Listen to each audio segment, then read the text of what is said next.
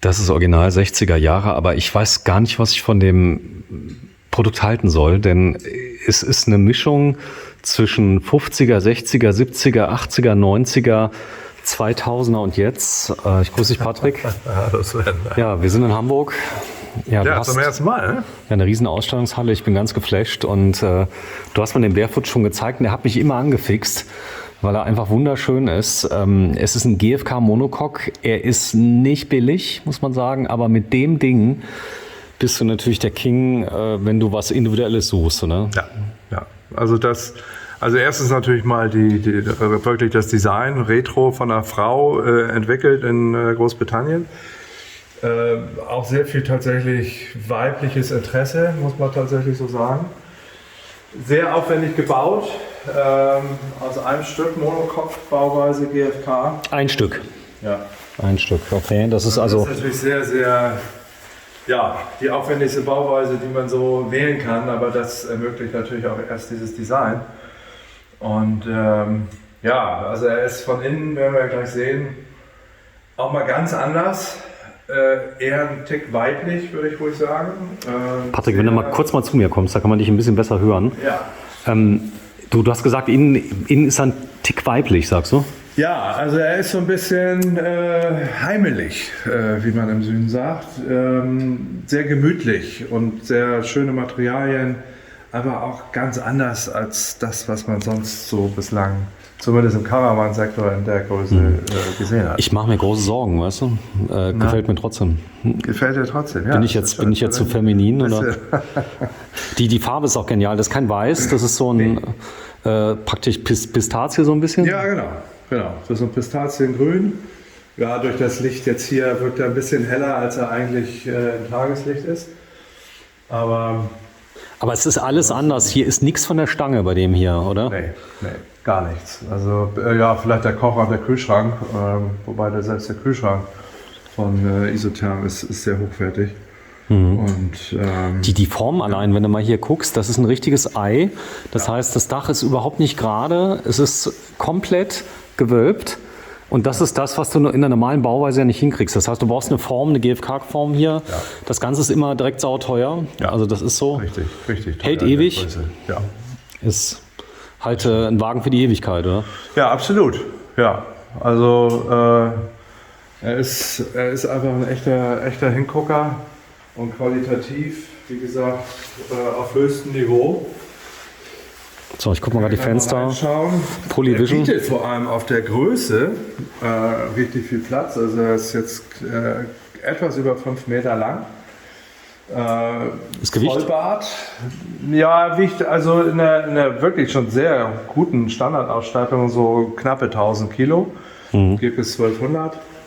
Man kriegt ihn jetzt übrigens auch mit Fahrradträger vorne, ganz wichtig zu wissen. Das hat der jetzt hier noch nicht. Aber auch hinten, also ich denke, das ist ja das, was die meisten sehen werden. Das Heck, was hier drin ist. Und wenn du siehst, der hat einen Heckbart. Ja. Das nehme ich mal an, weil das hier so eine Art Milchglas ist. Warte, ich gehe mal kurz in die Ecke, dann sieht man die Form ein bisschen besser. Ja. Das ist so sensationell anders.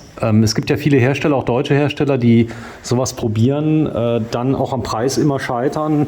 Du weißt, zum Beispiel Hümer hat ja so ein Produkt, Eribar, glaube ich, wo die auch immer preislich am oberen Ende liegen. Da kostet der große, über 100.000 Euro. Ja. Das ist, weil es eben anders ist. Wahrscheinlich macht die auch keine 100.000, oder? Stückzahlen. Nee. Das ist eine kleine Manufaktur, wie gesagt, mit Sitz in England. Haben aber tatsächlich jetzt letzte Woche ihre neue Fabrikation in den USA gelauncht. Da werden hunderte Stück erwartet. Also Barefoot ist weltweit wirklich auf dem Vormarsch. Und im US-Markt ist natürlich wichtig. Ist natürlich auch ein absolutes Social-Produkt. Man kann die Heckklappe öffnen? Eigentlich nee. Das sieht fast so aus, als könnte man es. Das ist so. Also das ganze Ding ist aus einem Stück. Der Boden ist auch GfK? Ja, komplett. Ein Chassis. Wie bist du zu Barefoot gekommen? Kam die zu dir? Die kam tatsächlich zu mir. Ist schon länger her. Das ist tatsächlich einer, der fertig kam. Wir haben den zweiten in Dasing stehen. Den haben wir selber ausgebaut.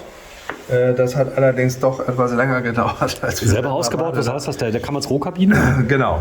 Wir werden den jetzt selber hier in Deutschland oder in Europa, ist noch nicht genau entschieden, produzieren. Macht einfach alles viel, viel einfacher, solange Großbritannien nicht wieder in der EU ist. Ach so, ihr kriegt das als teilfertiges Fahrzeug dann? Genau. Das heißt, auch das Fahrwerk macht ihr selber drunter? Oder? Nein. Also die Kabine kommt auf dem Fahrwerk, aber der komplette Innenausbau, sowohl möbelseitig als auch Technik, wird dann hier gemacht. So, komm, wir gehen mal rein, schauen uns den mal an. Du bist ja im Moment auf dem Feld, wo die Leute immer sagen, kleiner Wohnwagen muss billig sein. Bei dir ist genau das Gegenteil. Also der Aufwand pro Einheit ist nämlich genauso groß wie beim Großen. Da ist alles drin, was du machen musst. Oft sind es ja auch kleine Hersteller wie Kipp zum Beispiel, die wir gezeigt haben, wo ich immer wieder in den Kommentaren lese, ach, der hat noch nicht mal so eine Dusche und dann kostet er so und so viel und so weiter. Ihr verkauft die trotzdem gut, oder? Ja, wie man sieht, ist alles voll. Klar, also die Wünsche sind einfach unterschiedlich. Ne? Also hier erfüllen wir alle Wünsche, zumindest was jetzt Bad und Toilette etc. anbelangt. Das ist einfach... Patrick, wenn dich mal gerade daneben stellst, neben die Tür mal gerade, dass man mal sieht, wie gebogen die ist. Bleibt man einen Tick nach da. Ja. Denn dass man sieht, auch die Tür, das ist alles handmade angepasst. Ja. Ist sie auch dicht, die Tür? Ja, also wir sind schon im strömenden Regen damit unterwegs gewesen. Okay, ich frage ja nur. Ist dicht. Ja. So, und die haben das jetzt drin. Ich gehe mal kurz rein, ich zeig's mal. Also erster Eindruck sind echtes Holz, stimmt das? Ja. So, also ist das Eiche? Ja. Das ist Eiche. Dann auch der Möbelbau ist ja gut? Ja, der ist exzellent. Das ist exzellent, sagt er. Dann das Heckbad natürlich, das ist sensationell. Du kannst natürlich im Monocoque, brauchst du keine Duschabtrennung, weil alles ist wasserdicht. Ja, das stimmt. Kann doch nichts kaputt gehen, wenn das Wasser irgendwie reinläuft. Klar, die Möbel könnten kaputt gehen, aber das ist hier nicht der Fall. Das läuft unten raus oder ist da Abwassertank? Nee. Ja, ist ein Grauwassertank. Ein Grauwassertank? Ja, genau. Okay, die Toilette? Der ist extern, der ist also nicht fest verbaut. Den kann man bestellen, wenn man möchte, muss es aber nicht tun. Boah, die Stehhöhe, ich bin 1,85, wenn du mal kurz reinkommst. Also ich kann auch stehen. Ja, du kannst auch stehen. Du bist noch größer als ich, oder? Ich bin 1,19. Ja. Das geht gerade so. Ja, das geht gut. So, dann Elektrik, so ein ganz kleines bisschen ist drin. Naja, also wir haben hier die Truma Kombi 4E verbaut. Das heißt, und das finde ich persönlich echt wichtig, dass wenn man am Campingplatz steht, dass man nicht eine Dieselheizung laufen lassen muss, sondern hier auch von außen über Strom sowohl heizen als auch Wasseraufbereitung machen kann. Ist hier noch mehr Licht eigentlich in der Küche? Nee, noch nicht. Ja, also man kann hier, ja, die ist leider defekt, aber die da vorne, das ist die gleiche. Die macht es dann deutlich heller. Das ist der erste Prototyp, muss man sagen, der hier war bei dir? Und der war fertig. Der ist so von England gekommen, quasi als Vorlage, wenn man so möchte. Und der da jetzt in Dasing steht, den haben wir selber zusammengebaut. Das war der erste oder der zweite, der hier? Das war der allererste, der hier war. Für uns? Ja. Ja, aber Barefoot selbst produziert ja schon Jahre. Nein, ich meine nur, als der kam, weil du eben sagst, hier die Lampe ist kaputt, das kann mal passieren. Nee, das ist wahrscheinlich nichts Wildes. Nein, da wird wahrscheinlich nur ein Kabel hinterlose sein. So, ich guck mal gerade hier vorne, die Verkleidung voll Korpus. Ja. Guck mal hier, wie schön das gemacht ist. Das ist so wie ein alter Mercedes. Wie ein alter Mercedes. Boah, der ist voll schön. Ja. Also ihr könnt jetzt mal reinschreiben, kostet über 40.000 €. Das ist natürlich eine Hausnummer, aber du hast gesagt, er kostet so viel, wenn er hier ist. Ja. Denn es kommen mittlerweile Zölle drauf. Das ist wahrscheinlich der Grund, warum ihr auch einen Teil in Deutschland baut. Der Transport ist natürlich über einen Seeweg und so, das ist oder Tunnel, also auf jeden Fall deutlich aufwendiger und teurer als aus dem benachbarten Ausland. So. Das ist leider einfach so. Also eine Truma ist drin, Autarkie ein bisschen? Kann man machen, hat der jetzt nicht, weil wir gedacht haben, dass das eher selten der Fall sein wird bei so einer Art Caravan. Aber er hat eine große Batterie, 100 Ampere. Man kann Solar dazu bestellen, wenn man aber viele nehmen ja auch diese neuen Powerstations, stellen die irgendwie unterm Sitz, dann hast du Lithium drin, ohne Ende. Genau. Das hier ist auch schön gemacht mit den Taschen. Das ist alles so, guck mal hier, du kannst richtig dran rütteln. Das ist alles, hier klappert nichts, oder? Ja, so schöne, richtige Push-Locks. Ja. Das ist nicht so ein Spittelkram. Oder guck mal hier, die Klavierbänder. Ja, das ist alles ordentlich. Auch innen ordentlich verbaut, ja, genau. Wir haben hier sogar ein Weinfach. Also hier kann man so einfach Weinflaschen lagern. Ne? Das ist also auch, ich kenne keinen Caravan, bei dem das geht. Wir haben hier schöne Schränke, da kann man den Tisch und Tischbein gut unterbringen und trotzdem noch viel Stauraum haben. Also es ist sehr im Detail sehr gut durchdacht. So eine kleine Stange hier für Hemden und Jacken und also sehr liebevoll gemacht einfach. So, also ich fasse mal zusammen. Wir haben eine Dusche. Bei vielen deiner Fahrzeugen ist keine Dusche drin. Das stimmt. Das ist hier, glaube ich, es wird oft verlangt. Oft wird sie nicht benutzt, aber Leute wollen es trotzdem. Ja. Kannst du das verstehen? Nee. Also zumindest nicht von denen, die schon Erfahrung haben. Aber ja, jeder wie er möchte. Ne? Also ich bin totaler Duschfan. Die Truma Kombi 4 ist natürlich eine Geschichte, die sehr easy zu bedienen ist. Du machst sie an und das war's. Also das ist schon mal sehr gut.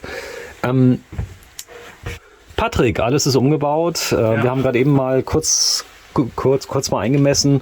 Du bist 1,90 Meter. Du musst ein bisschen quer liegen, aber für alle so bis 1,80 Meter, 1,85 Meter, das geht. Ja, und es ist echt breit. Ne? Es ist also auch, es läuft ja ein bisschen konisch nach vorne zu, aber wir haben hier an der Stelle über 1,80 Meter Breite. Also es ist wirklich, wenn man nicht zu lang wird, ist es echt ein super bequemes, großes Bett. Hier ist noch ein großes Fach auf der Seite? Ja, das ist einfach Stauraum. Ne? Da ist noch ein bisschen Zeug drin. Unten was das unten? ist Schrank. Bitte? Unten was unten drin? Ein Schrank, okay. Ja. Nee, das ist nur die Filzabdeckung, da fängt dann der Radkasten an. Sieht also auch darunter vernünftig und ordentlich aus. Was ist das hier? Fotoalbum? Ja, das ist so eine Broschüre über Barefoot selbst. So ist das eine coole Marke, Barefoot? Ja, also die Cassie, die das Ganze mal erfunden hat, die war neulich hier. Und da haben wir dann unsere weitere Zusammenarbeit besprochen und die hat das da gelassen. Ja, ist ganz schön. Das ist eine richtige interessante Story dahinter. Ganz, ganz schönes Prospekt. Das Ganze soll ja so ein bisschen Kult werden. Wenn die jetzt in Amerika drüben sind, der Campingmarkt kann man ja gar nicht vergleichen mit Deutschland oder Europa. Da reden wir über ganz andere Stückzahlen. Der ist wesentlich ausgeprägter. Sind die da eher beraten mit so einem tollen Produkt? Keine Ahnung. Also sie hatte mir gerade gestern erzählt, ich glaube auf den Schlag für den Start schon mal 36 Händler über die ganze USA. Krass. Also da planen die schon sehr hohe Stückzahlen. Also das Coole ist in den USA, dass der Erfolg gegönnt wird. Also wenn die Leute wissen, das kostet sowas und es kostet jetzt 40.000, dass du nicht sofort immer direkt als Vollidiot gekennzeichnet wirst, warum du so viel Geld ausgibst für so einen kleinen Wagen, weil du es einfach willst. Ja, es ist so. Da wird einem gratuliert. Das ist einfach anders. Ja, wenn du mal gerade hinzumachst, dass man mal sieht, wie schön das gemacht ist mit... Es geht wirklich um Schönheit. Ist der winterfest? Wohlfühl, ne? Also es ist wirklich so ein Wohlfühlcharakter, der hier verstrahlt wird durch diese auch sehr viel verschiedenen Stoffe, die zur Auswahl stehen. Ja.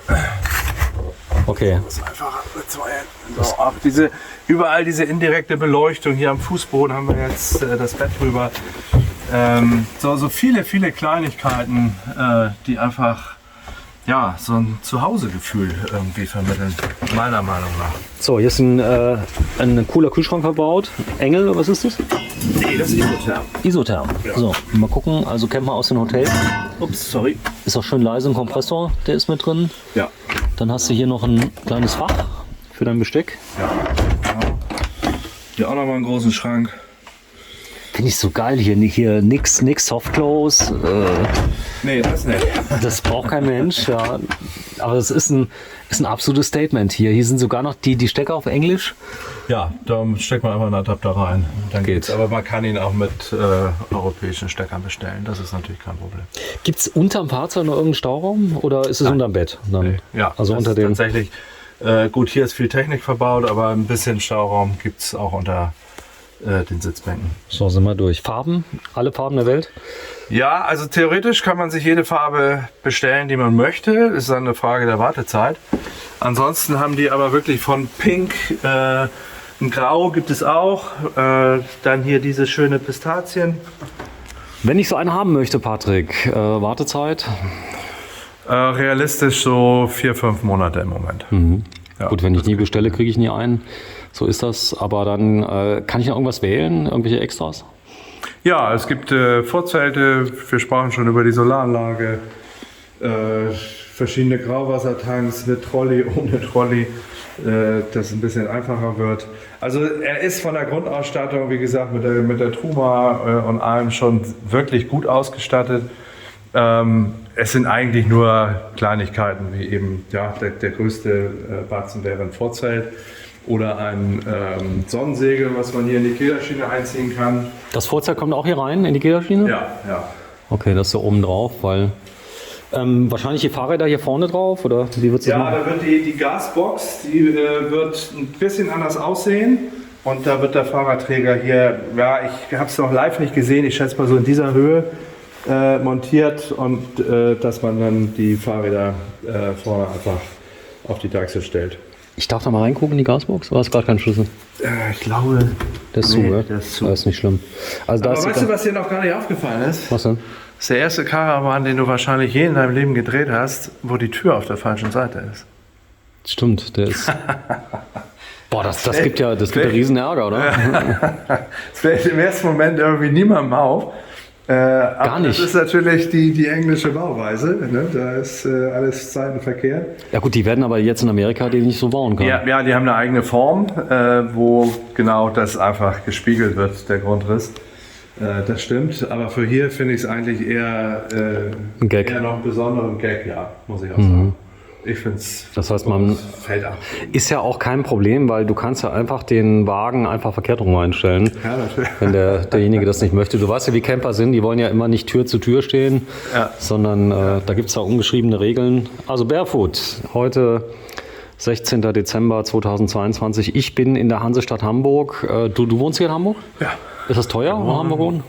Es gibt günstigere Möglichkeiten. Es gibt günstigere. Das stimmt, ja. Ja, das Thema Wheelhouse. Du kommst aus der Luftfahrt, glaube ich? Oder war so? Ursprünglich. Ja, und genau. Ist das hier so ein Produkt, wo du sagst, ist stimmig von der Qualität? Ja, also bei den meisten Produkten, die wir haben, ist es so, bei dem ganz besonders, weil da kann eigentlich nichts schiefgehen. Das größte Problem, wissen wir alle, ist eindringende Feuchtigkeit und das kann hier schlicht und ergreifend nicht passieren. Es kann natürlich das Fenster laufen, aber... Ja, aber das sieht man ja. Aber was soll da kaputt gehen anschließend? Also ich sag mal, wenn das kommt, das Fenster ist auch sensationell. Ich glaube, das ist wahrscheinlich extra angefertigt. Ja, das ist eine extra Anfertigung. So, Patrick, dann sag mal, warte ich mal ein bisschen Werbung. Der Laden heißt Wheelhouse und gibt es jetzt zweimal, was macht Standort 3? Kommt der? Also hier 100 Meter weiter. Sieht ziemlich gut aus, dass das kommen wird. Nordrhein-Westfalen haben wir schon mal drüber gesprochen.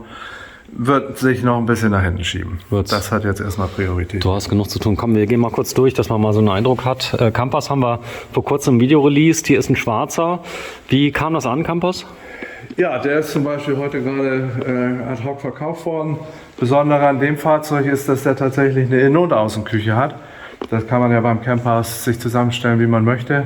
Entweder habe ich innen Stockbetten, nur eine Außenküche, oder ich habe eine Innenküche und eine Außenküche, oder ich habe die Innenküche und hinten einfach nur ein leeres, großes Baggage Compartment. Gut, da kann ja. Vorteil ist einfach komplett gedämmt, ein Stück, und viele stehen einfach auf dieses martialische Design. Na komm, dann machen wir gleich noch ein Video. Bis gleich. Ciao.